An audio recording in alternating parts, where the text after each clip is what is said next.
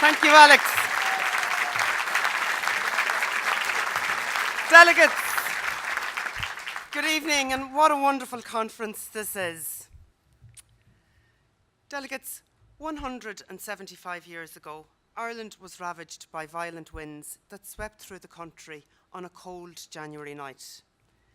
That was Ihe Guihimora, or the Night of the Big Wind. Hundreds of people died. Ships were wrecked. Bodies were thrown up onto beaches for weeks after. Norman tower houses and old churches collapsed. Factories and barracks were destroyed. Fires erupted in the streets of Castlebar, Athlone and Dublin. But lessons were learned, and after the storm, houses were built in more sheltered areas. Structures became stronger. The storms of recent days are comparable to the Night of the Great Wind. And this time too, we will learn lessons for the future.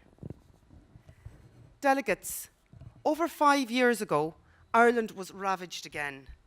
The bank guarantee was the critical moment. Thousands of people lost their jobs. The family home was in jeopardy. Families that had plenty could not afford to put a decent meal on the table. But Labour in government has played a central role in bringing hope and growth back into Ireland. There's a long way to go, but we are on the right track.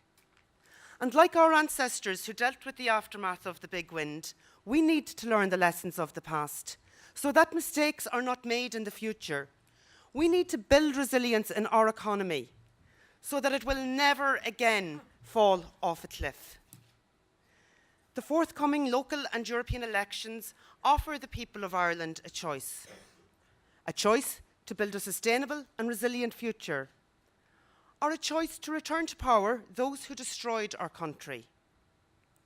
Of course, there's always the choice to trust the untried and untested and those who just oppose for the sake of opposing.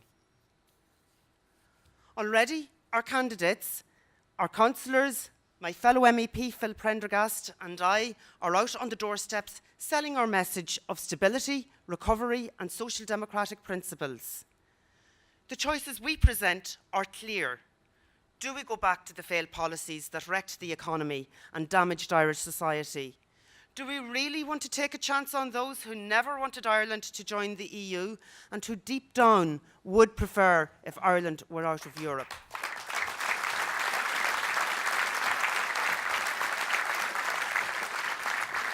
Or do we choose a more social and democratic Europe, the Labour way, that puts growing the economy, creating jobs and living standards first, that invests in people, that promotes decent work, that values public service, that combats discrimination, and that puts people and communities in charge? By working together, we can make a real recovery and build resilience. Delegates, please welcome the man who is leading the real recovery, the Tánaiste leader of the Labour Party, Eamon Gilmore.